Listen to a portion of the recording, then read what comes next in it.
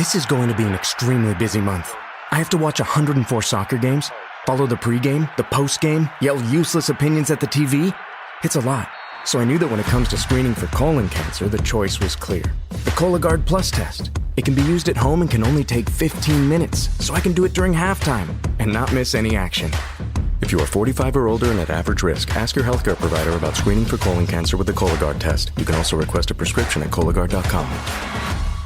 My mom knowing I was being abused when it was happening, and my brother being allowed to be with us after trying to kill my sister and I. My brother died in 2016 of a drug overdose, which was really sad.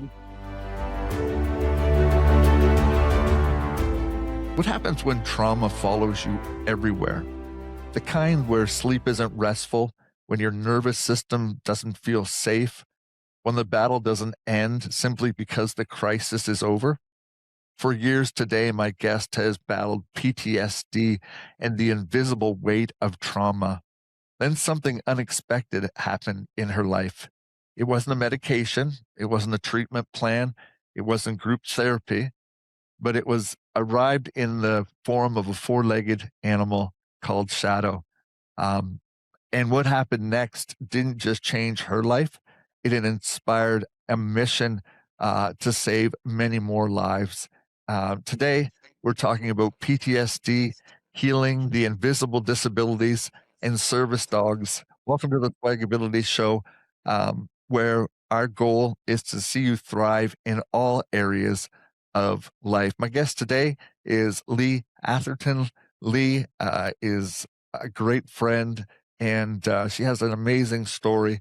We were just talking before we come on air about legacy dogs and how they make such a big difference in a life. Lee, welcome to the SwagAbility Show. Glad that you were able to spend a few minutes with us today. Thanks. It's an honor to be here. I guess before we get into what my passion is service dogs and what you're doing, I think is great. Can we talk a little bit about before Shadow entered your life and before the comfort of Shadow in the form of that service dog? What did everyday life look like for you? And if I can press in a little harder, was there a single event in your life, or was there a buildup of different circumstances that brought you to a point where the brain was no longer able to handle the task of taking care of us like it does every day, and that post-traumatic stress disorder that so many people are now know about? Yeah, thank you. Great question. Sure. It was a single event that led to remembering many events. So my brother died in 2016 of a drug overdose, which was really sad. For him, maybe the best thing. But that's his whole nother story for another day, right? I had been a bit of the black sheep of the family at the time, but still engaged with my siblings and their families. But on the day he died, one of them made a comment that they never wanted anything to do with me or my children ever again. And the rest of the group there pretty much agreed. So I was disowned. I don't think I would change the things that I did that led to that. The biggest thing being that I had called the police when my brother was driving drunk. I would never change that because God forbid he had hit someone. But because of my phone call, he spent some time in jail, during which time our dad died. And so my brother wasn't able to be there for any of that. I'm sad for that. Sure. I think a lot of time, and I'm so glad that you're talking freely about this, because so often we associate PTSD with our our beloved military, our first responders, and all that. But we we don't bat. We often question, like, can it take place in other areas of our life?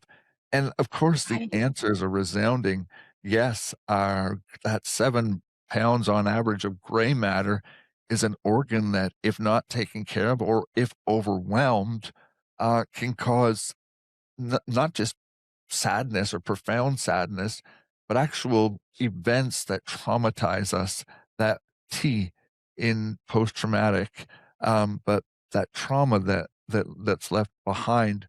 Um, Right. Over And the I years, was there shame in carrying that word PTSD because it wasn't family or because it wasn't related to some of those things we think it ought to be?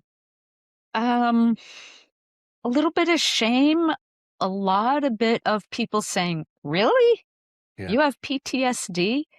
Mm, And one of the pieces was not just that day's events, but a question someone asked shortly after. When was the first time your family abandoned you? And mm, that brought in a floodgate of, uh, and I want to preface this by saying I do not for a second think that it was done intentionally, but there were many other times where my family wasn't there for me in the ways that would have been healthy, um, including my mom knowing I was being abused when it was happening, and my brother being allowed to be with us after trying to kill my sister and I. And so those memories that all flooded in at once were really um, what triggered the PTSD. Um, but you are so right in naming that it's accepted for our veterans and first responders, but not understood and accepted in many of the other ways. yes, and, uh, I think the sadness of it is that trauma is real, whether it comes in the form of a car accident, whether it comes in the form of a loss, whether it comes in the form of that fight or flight that's taking place in the brain. Our brains are amazingly put together by God, and then Right? when they're overwhelmed or whatever, they that mechanism of that fine balance of how they're put together is no longer in place.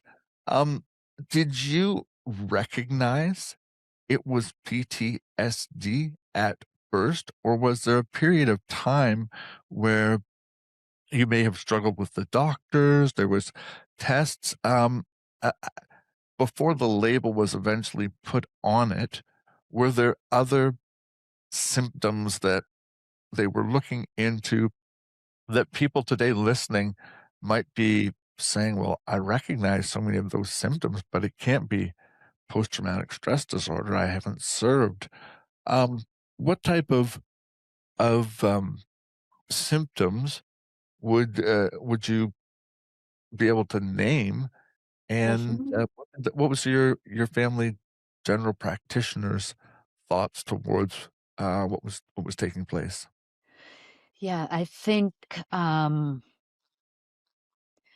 the symptoms that stand out most for me in terms of the diagnosis were severe panic attacks and night terrors. Mm, Certainly had some pretty deep depression, but depression alone doesn't indicate PTSD. And I myself didn't realize at first that that's what was going on for me. It was actually my not my general practitioner, although she was certainly in agreement, um, was from my psychologist I was seeing at the time, who named it as that. And uh, thank oh, God I was in an environment that understood and recognized PTSD and was able to help me through that time. are you able to, and I understand if you're not, are you able to share, um, who you recognized, Lee, to be pre-diagnosis, or let's even go back further, pre pre-traumas that existed to get to that? What was your upbringing? Your I love the work you're in now as a you're a reverend, pastoring a church right now and doing the work of the Lord. Um, but was there a the other side of this, happy Lee, go lucky Lee until such and such a time hit? And what were those times like, if you don't mind talking to I them, don't mind to answering those. that. Yes. Thank So you. in some ways, answering that question um, makes me realize yet again the how dichotomous my family was. So on the outside, I was a very happy-go-lucky kid growing up. Despite some of the things that happened with my brother and the fear that was instilled with him, police showing up at the house and all sorts of things. Um, Being the youngest of the four siblings and the others quite a bit older than me, I was sort of more like an only child, and I would say that in some sense, 2 of the older siblings were very protective of me and sheltered me from a lot of what was going on, as did my parents. I didn't know until I was an adult how much trouble my brother was in with the law, Mm. that he was, an addict to the degree he was, that he had been in and out of jail. Um, Also, my parents were physically there all the time. I see. Um, and I have great memories with my family. So there were lots of good times as well. And that's what predominated until in my early 20s. I remembered um, the sexual abuse that happened to me and sort of opened my eyes to more of what was going on. Um, Were there a lot of years difference between your siblings, and in particular, you as the youngest of your siblings? Was there quite an age gap, and coming with that age gap, a level of maturity that wasn't able to clarify things until you reached a certain level where education, but just growing up in life, you realize there's something a little off right of center going here that yeah, I don't feel right. yes. Almost 10 years between them and myself, so 8, Yes. 10, and 12 years difference. Um, and I would say the 3 older siblings certainly grew up much faster than they needed to. The one who died, he was the middle one, and he was only 11 years old when he was arrested for the first time for armed robbery of a bank. So how quickly did they have to grow up, right? And I think that the goal of my family for me was to keep the childhood innocence to some degree. So maturing, yeah, didn't happen for me until I was a very immature person, until I would say, mid-20s at least. Very naive. Um, Yeah. yeah. What does, we know we're quite open in society to talk about, or at least we are so much further ahead than we were 25, 30 years ago. And I was talking about depression, traveling around with my father, speaking on it. He was, ended up on suicide watch in a hospital. Just a Mm. bone marrow transplant at that time for cancer, all the chemicals they used back then, it just his brain didn't hold up under that, and a lot of shock Yeah. treatment. It was new back then, so there was a lot of closet sickness to depression, but there's something distinctly different, about depression and a generalized sadness or mood disorder, and that post-traumatic stress disorder. Did you ever notice in your life that there was um, what we now recognize as depression before before the trauma part hit home and changed everything, or did it morph into that as things got worse? What's your thoughts on that? Uh, in hindsight, I think for my later teen years is when I was first depressed. Yes. Um, and then also in hindsight, looking at my family history, the depression throughout my family. My mom, all three of my siblings, I believe, and going back to the generation before that, I would say if they were around now, um, at least two of the four would be diagnosed with depression. I don't certainly by any means want to dwell on this. I only mention it because there may be listeners today that don't want to bring it up or are ashamed or they're dealing with it in a different way.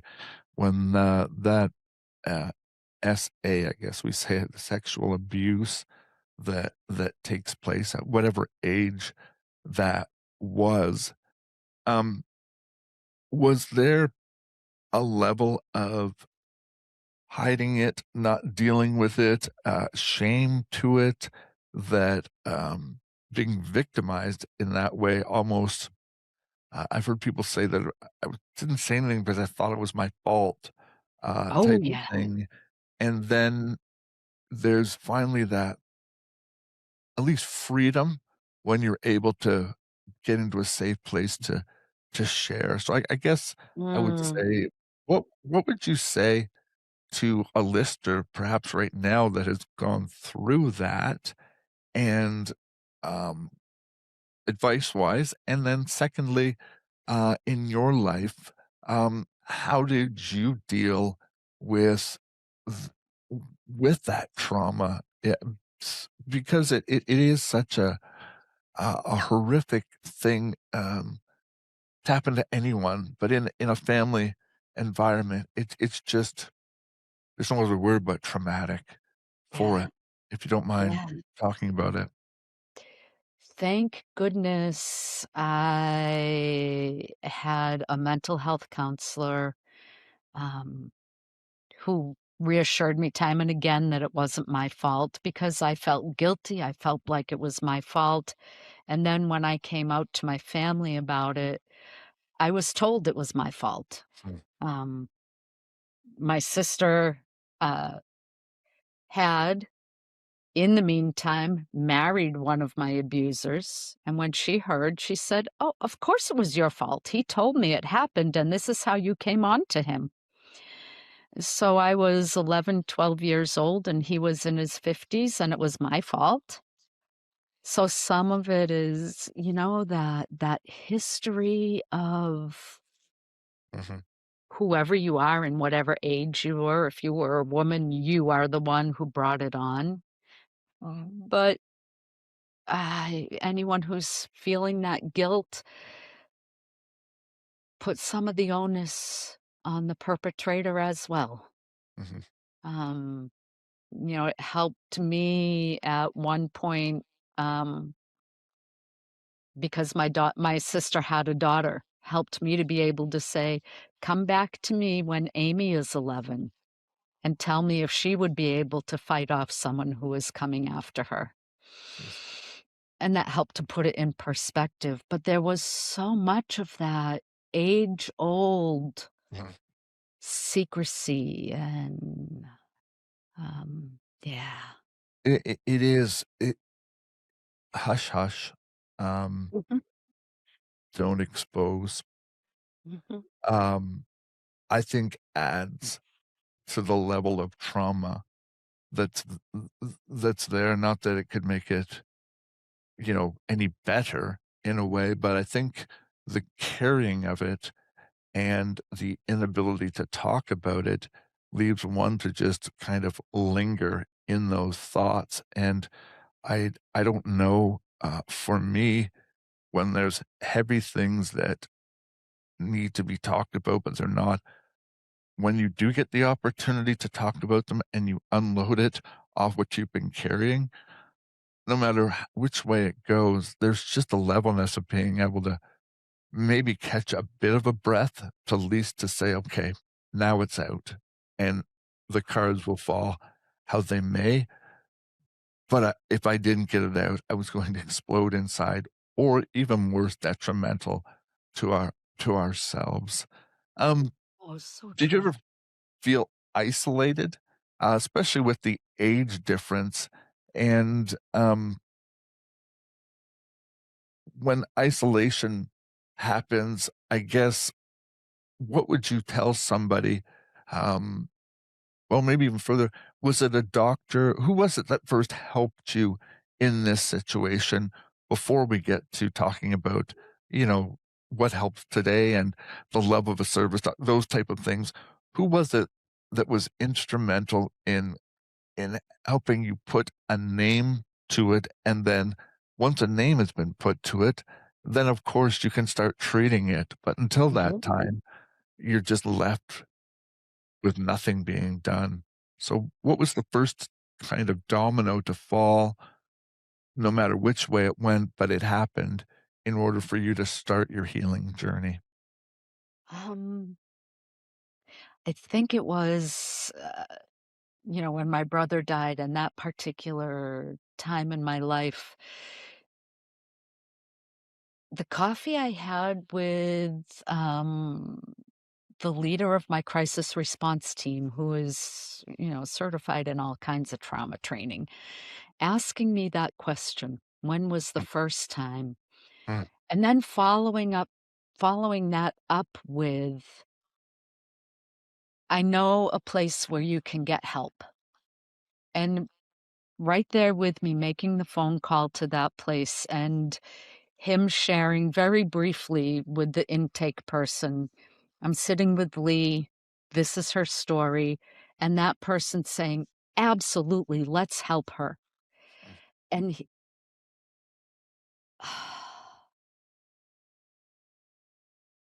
Yeah, and then being in that place where it was safe to talk about it. yeah. I I think, well, we as Christians know that light disinfects, right? Light sheds, gets rid of darkness, and where darkness is, all sorts of evil exists, silence exists. Darkness is never the proper response to hurt. And I think if we can reiterate that even more, darkness is never the answer to disinfecting those things that affect us so much in Right. life.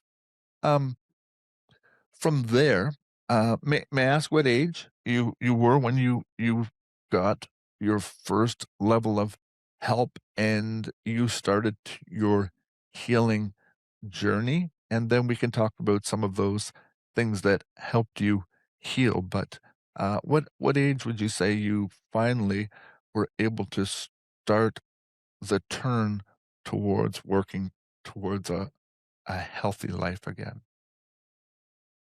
So there were the 2 times, the first time being when I remembered the, sexual abuse.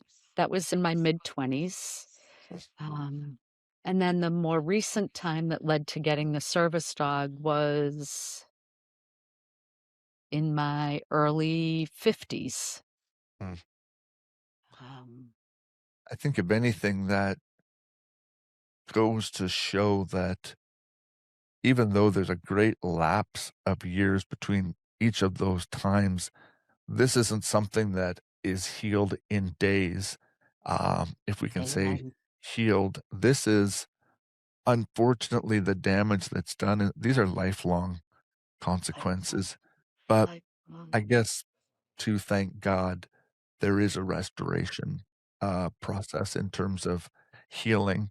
And and the amazing God we serve brings them in many different forms, and Mhm. that'll introduce us to shadow. So you've talked to your counselor, a doctor, I'm assuming, or a psychologist, He was a okay. psychologist. Yes, puts a name to it.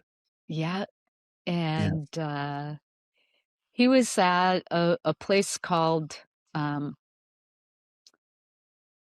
Blank Academy, and I need to keep a little bit of confidentiality on Absolutely. that, right? But Absolutely. because it was an academy, my image of this place was a brick building. I got there, and it was a farm, a big Okay. farmhouse on a farm with a couple of donkeys, and it was the most wonderful place. Um, it's a place for, first responders and their families to receive support. Amen. Um, And you went at what age, Lee? that was when I was in my early 50s. Wow. Yeah, yeah, So and that many was years of hurt, carried in getting the help at at 50 and later. it's never Um, too late. no, that's the point I wanted to make. It is never too Yeah, late. right?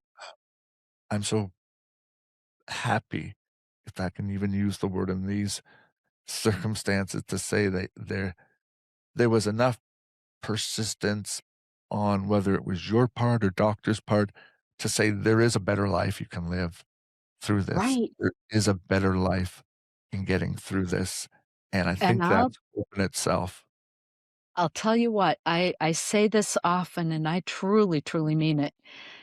I would never wish either of these 2 experiences on my worst enemy, but at the same time, I'm thankful for them because I would not be the person I am today had I not Well, had those and had the opportunity to heal and grow from them.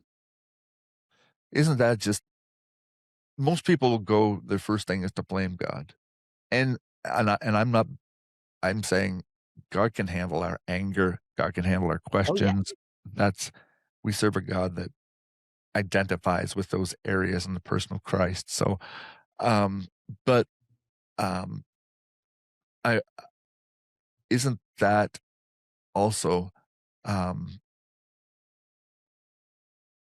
like God to redeem anything that the enemy intends for evil? I think it's Romans, God turns it for our good. Corinthians, Romans, one of those 2 passages I'll put may up on the screen when I get to look it up when I edit, but, Yeah. um, that's a wonderful thing to say it's never too late. So, uh, we've got so much to cover in such a short time, so I'm I know. jumping over the place. Let's go towards, let's take us towards you've spent some time there. We've been out you've named it for what it is, what it was.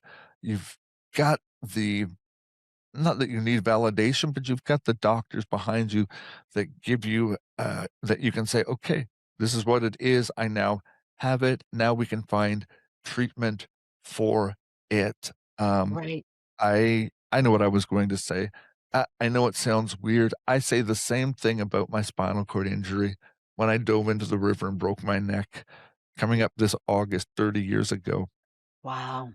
I wouldn't change it for a thing Mhm. because it made me the man I am today, who I was never would have been on track to be. There were Right. so many things, uh, just selfish, sinful, wrong man I was that, a spinal cord injury saved my life and, Mm. given me a platform to give back to others and help them in these areas, at least that I understand. And that's why I Mhm. love having guests on through all varieties of life, but even talking about the hardest things like we are today, because I know without a fact there's people out there that need to hear this, that there is hope and that there is life after the hurt that they're carrying. We Yes. we gotta bring in shadow now because if we don't, we'll never get to the benefit of what service animals offer us and some of the Mhm. rights and things people need to know about having a service animal and what distinguishes different types of service, that we get from an animal. So tell us how shadow entered your life How and shadow came the to hope be. that Yeah. that he brought, and like we said off air, the legacy that he has now passed on to your other dogs, because they just never live long enough. No, they don't.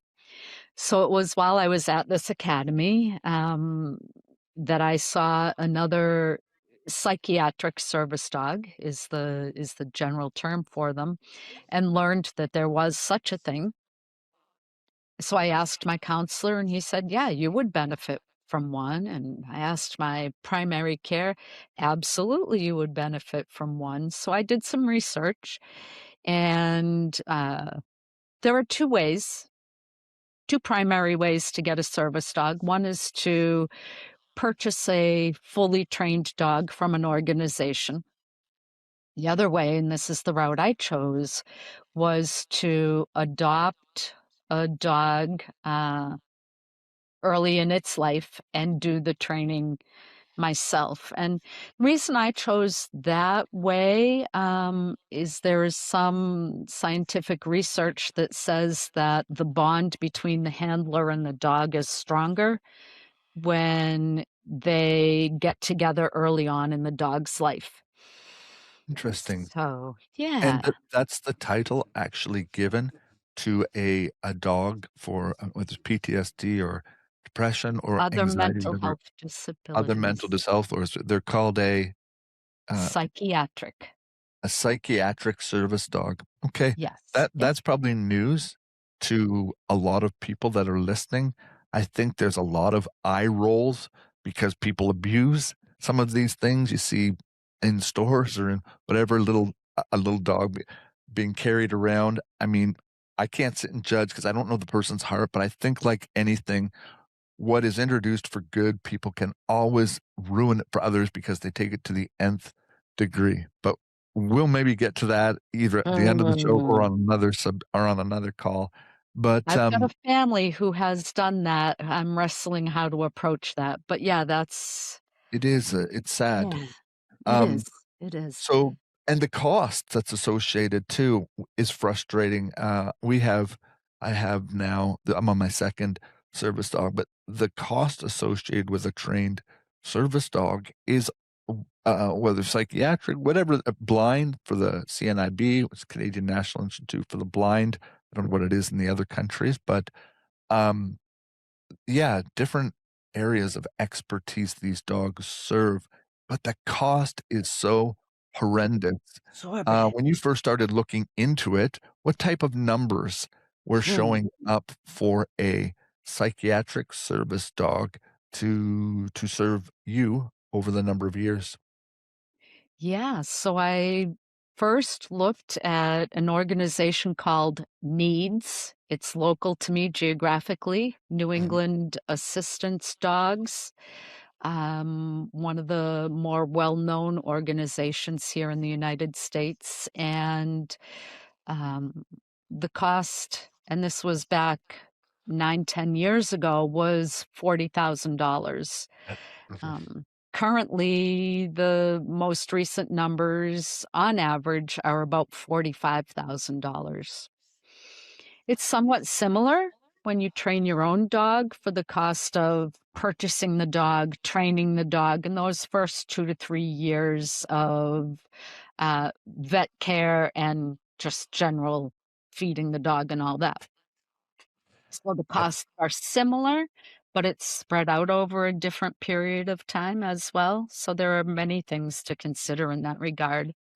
that's a great point. I think that not a lot of people understand is that, it's a big decision. I mean, people think about having children, whatever, but the amount of time you invest into not a pet you're going to chain up outside your house, but someone that's going to be by your side is is an enormous commitment to traveling with them, looking into their travel, their training, the longevity of keeping them healthy so they get the actual exercise they need.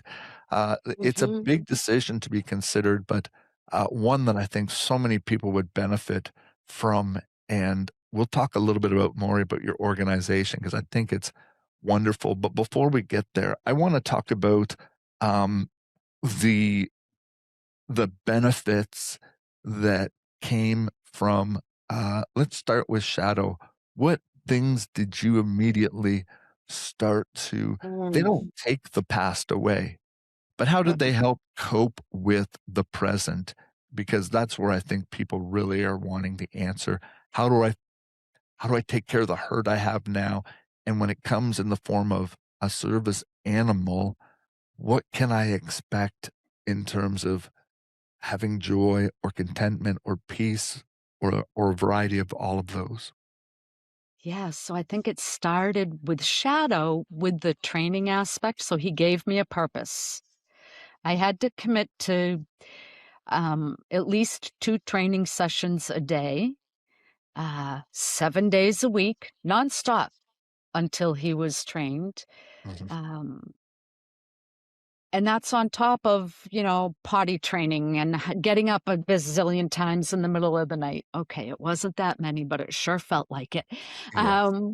He gave me purpose. I had to get up in the morning. I had to do those training sessions, and that was helpful in getting me moving.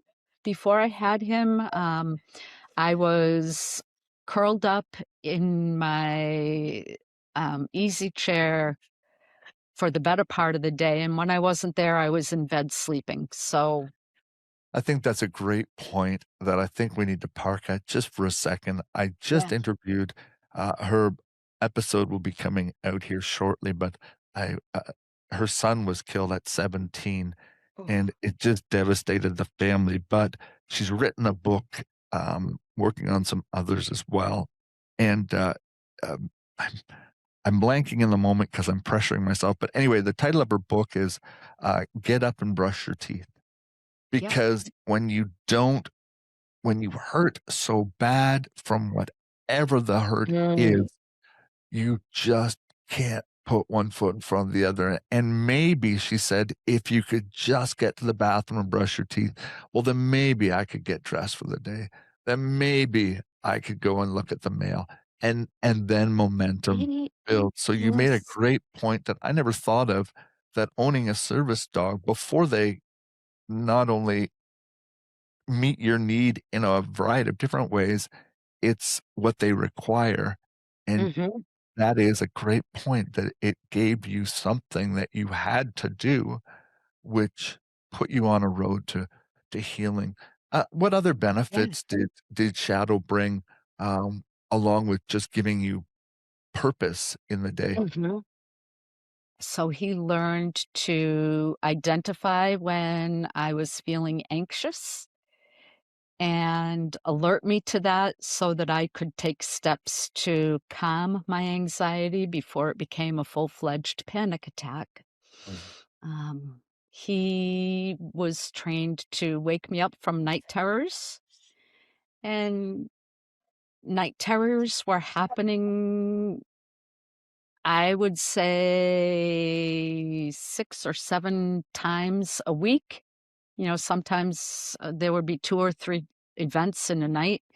And we all know that if you don't get a good night's sleep, you're not functioning as well the next day. So that was an ongoing thing for me that he helped solve. Being out in public, I had a really hard time getting out there and then doing the work that I had been doing. So he helped me interact with people again. And there was some specific training in that regard, how to be that boundary between me and others so that I felt safe, uh, to be that grounding foundation when I needed to speak in front of people. Um, he could retrieve medications. So, imagine being curled up on the couch, a panic attack is coming. I know I've got medications over there that can help that, but I can't uncurl to go get them. His being able to bring that to me, uh, those are some of the ways. And even if it was just one of the ways, it's an improvement. But I don't think people don't understand until they're in that situation how many check boxes a service dog can, in the right situation and with the right commitment to being served by that service dog, not turning them into something that they weren't intended to be, because we all have that soft side that wants to, but allowing him to do what he loved to do. They're not, uh, that's something neat that I think God has ingrained in animals in general, that we'll never understand the full scope of how they think, but I've seen a lot of it with equine therapy Hmm. now. Says with some combat vets and deep depression, and I'm dealing with a gentleman, Ryan Matthews, World of Dog Training, who goes around and speaks on this very subject, how dogs know us better than we know ourselves sometimes. And so you've hit on so many good Yeah. things. And let's talk real quick about validating the need for a psychiatric service dog, because people can look at me as a quadriplegic and go, that makes sense. You know, he's dropped his keys. Oh, the dog picked him up. But give me, you probably have them. What are some of the misconceptions that the world has? And we need to call them out for it, because it's not true. Yes, there may be people who abuse it, but what are some of the misconceptions people have about a psychiatric service animal? I speak about hidden disabilities. So if someone were to look at me on the outside, she looks fine. What does she need a service dog Mm, for? I've mhm, I've got 2 arms, 2 legs. They work fine. My vision is good. My hearing is good. But it's that's hidden on the inside. Um, Mental health diagnoses, a lot of people say, "Oh, that they poo-poo it," right? But there are a lot of people who, because of their particular diagnoses, are actually on disability. And for anyone in the United States, they would recognize, and I don't know how it is where you are, but to be officially declared disabled is not easy. You've got to do a lot of proving. mhm, Um, so my son looks fine on the outside, but he was on government disability for several years for mental health disabilities. mhm. Or people who have, I had a friend who had trigeminal neuralgia, nerve pain, to the extent that just getting up and walking across a room, that air against her face caused a flare up of her pain. Look at her, she looks fine. Well, no, she's not. So those hidden disabilities that people don't understand because they can't see it. I think if people get anything out of this episode, or they're just catching a little bit, I think that part is gold, is what you said. Yeah, Just right. because you cannot see it does not give you the right to make the judgment call. It doesn't exist unless they live in your skin or in your body. And I see this with a person as a disability, because there are times where I will look and say, why do they need, that's not a service dog. Who am I to make that call when I do not know a thing about that individual? Yes, there will be people that have taken advantage of it, and it's up to the higher ups. I'm not on my pay scale to look into the need for those things. But I think the first thing we need to do is, number one, say that's not my job to figure out why or what. But secondly, I think the question is to be asked is, I wonder how much pain that must feel like in order to have that. Because if people could only spend, and I say the same thing, I never wish the amount of pain or anything that comes with quadriplegia on my anyone. Don't want them to know what it is. I say that, um, but I think that's what we need to be at is, and I think we need to bring up one more thing, because you work for a church. I'm a pastor. Um, is that the church has there's been a lot of church hurt from judgment about mental health, not treating it. We're much better than we were before, but sweeping things under the carpet. God wouldn't allow that. God doesn't.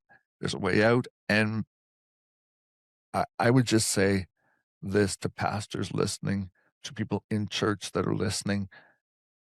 we find it okay if someone treats diabetes with insulin. Can't see sugar levels, can't see where they are at.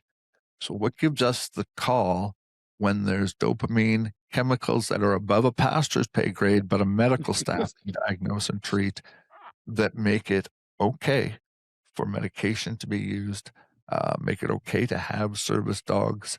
We need to be very careful to not make judgment calls that are not ours to make. Um, Who are we to judge anyway, hmm. in any circumstance?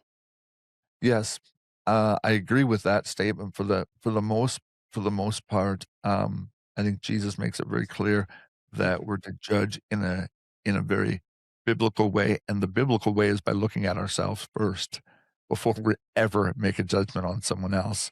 Who am I to say that before I look at the speck in my own eye and say, "Well, it's not a speck; it's a log that I have." I didn't mean to divert, but I thought it was Mm. important that sometimes in the church we we don't have a good handle on the mental health crisis that's out there, and I think we're doing a better job of getting educated and even having ministries towards that.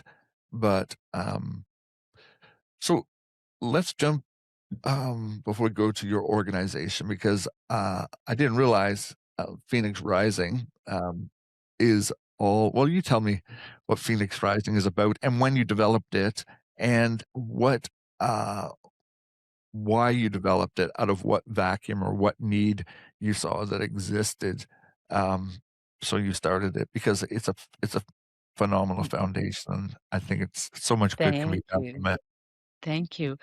Uh, when so about between 4 and 5 years ago, Shadow was diagnosed with terminal cancer and given only a month to live. The miracle is that he defied the odds and in a medical testing group became cancer free. But after he was diagnosed, our trainer suggested we get his successor because she knew that I would want to do it the same way as before and start with the puppy. Um, so I did. I got a new puppy named Phoenix. My daughter, knowing that both my husband and I love phoenixes and had stories in our past about them, said, it's going to be devastating that Shadow dies, but out of that, you're going to have a new puppy. So why don't you Please. call him Phoenix Rising? Mm, So we did. We've already talked about the cost, and I was doing this far earlier than I had ever realized I'd need to. And so I started a GoFundMe page. Someone that I knew who's a book author and author coach reached out and said, why don't you create an anthology? That could be a way to do some fundraising. And so out of that was born the idea of, I think I had mentioned to you, I'm looking for owners of service dogs who have a story to tell to be part of this book that will be called Phoenix Rising: Stories of Service Dogs Saving Lives. And then just in sharing that in conversation, I met another woman who had written a book about her dog and ended up going on a North American book tour with it that was fully sponsored. She went to schools and all over the place. And she started coaching me on how I could take this anthology and make it an even bigger project. So I was just, wow, the vision was growing. And then it just, I was realizing, I'm having such a hard time financially with this. There are so many others who are. Why don't I just keep going with the fundraising, even if it goes beyond what I need for Phoenix, and help other people get their life-saving service dogs? And so that's what it has become, advocacy and fundraising. I I I think it's phenomenal, because yes, there's a cost to having a pet. We all know that. We feed them, blah blah blah. But for a service animal, they become the jackknife of all trades that every military guy wants to have on him when he goes out, or they become the thing that when they're not there, we're not right without.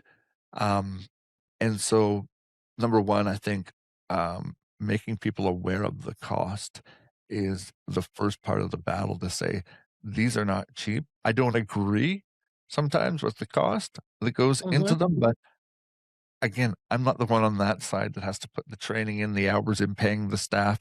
So it's hard as a buyer, but maybe that's what it does cost. And we need to just find a way to make sure we can make them affordable because um, Right. there's no shortage of there's no shortage of dogs that need homes, puppies that need homes. The SPCA, we could have them sponsor this commercial. At least that's what's called here in Canada. But how many Yep, here dogs need too. rehoming for a purpose?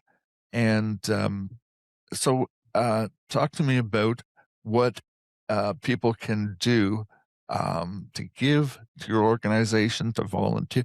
What what help do you need in order to make Phoenix Rising more successful? And how can we at SwagAbility help move you along? And my listeners of the show, how can they um, move this along as well? Because there'll be people here that didn't understand what a psychiatric service dog and the importance of it is, and maybe now do, and that Mhm. want to help this cause as well. Give us some points about how we can help you. Thank you so much for that question. Always a financial donation is great, Mhm. and in the United States, it's tax deductible, but that's not the only way, nor is it the primary way. People can help because there are so many other ways. Some introductions. Do you know someone who has a service dog with a story to tell? Mm. uh, Introduce them to me and maybe they can be part of the book, and there are some great ways that it will be a legacy book in some ways, because it'll always be a form of income for the organization. Do you know a social media expert who'd want to share anytime, or a web guru who'd want to share anytime? And I have a whole list on the website of those types of things. Um, What's I've your got website? passion to get Sorry, this organization going, but I don't have all the skills to be a that's fine. solopreneur.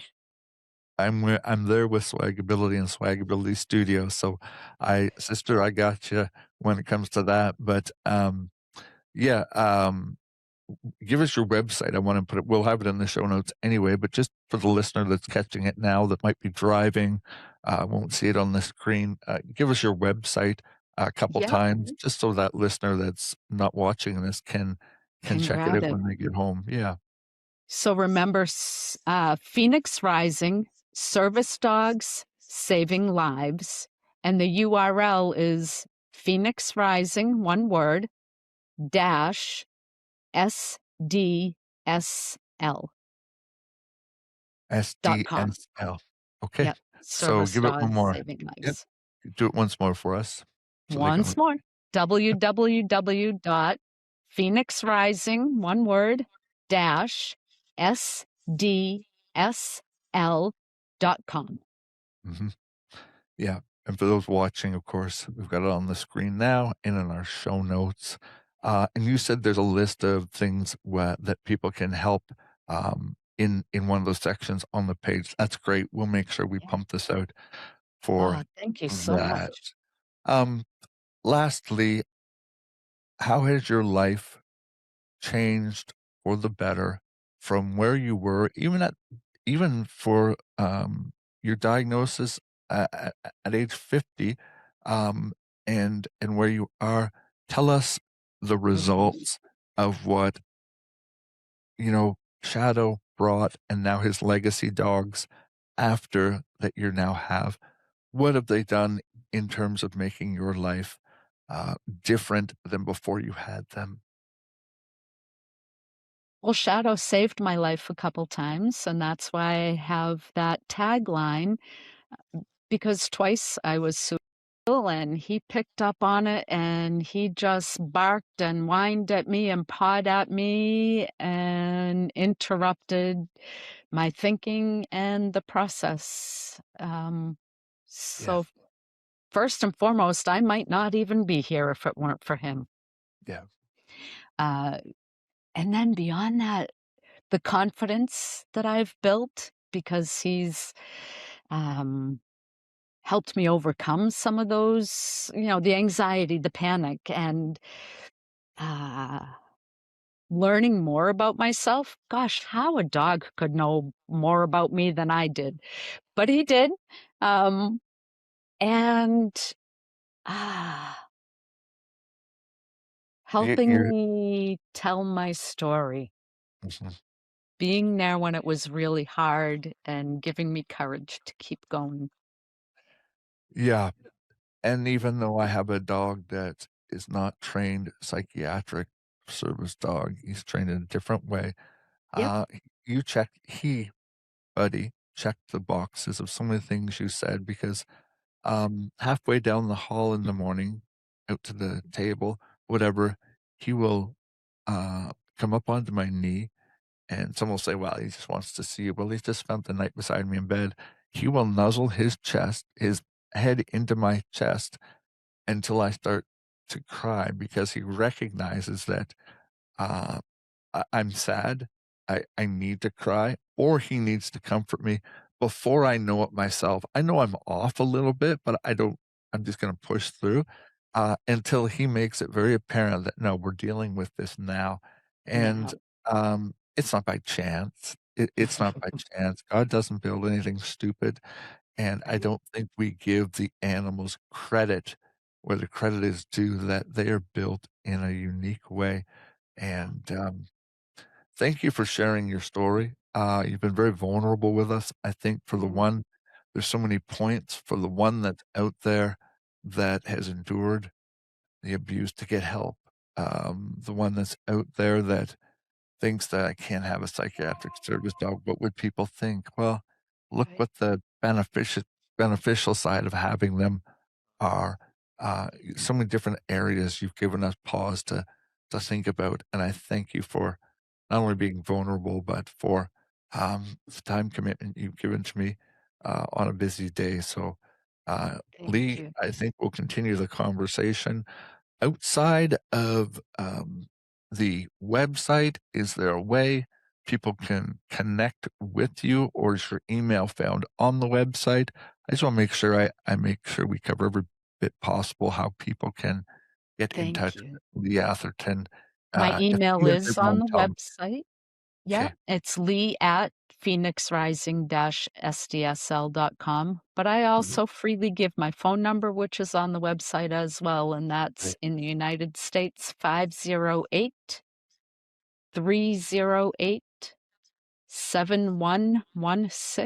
And I invite people to reach out with any questions if they need an ear, whatever they need. I'm here. If I can help make a difference, That's a that's what shepherd's matters to heart. me. That's a shepherd's heart that I recognize as a pastor. Um, Thank you. I look forward to a 2.0 because there's so much more. I want number one, I will want an update on how the organization is growing. But two, th- th- service dogs are, we need to talk about the ADA Act, what's allowed to take place. And that's coming up in July when it's Disability Awareness Month. Maybe we can delve into a little bit that Mhm. when we'll be doing an episode specifically on the ADA Act. And I think it's good for people to know their rights traveling with a service animal, the right to where they're allowed to be, and the questions you do have to answer and the ones you don't have to answer. It's not their business. Right. And I think having a clear idea of those will be very valuable as well. So I look I forward to agree. 2.0 down the road. And until that time, Lee, thank you so much. And thank you as well. Friends, if you've enjoyed this episode of the SwagAbility Show, or you can relate to it in any way, you would do us the greatest honor by sharing this with someone that you know could benefit from it, any part of it, share this, like it. Comment on your story of how a service dog has affected your life or beneficial in your life.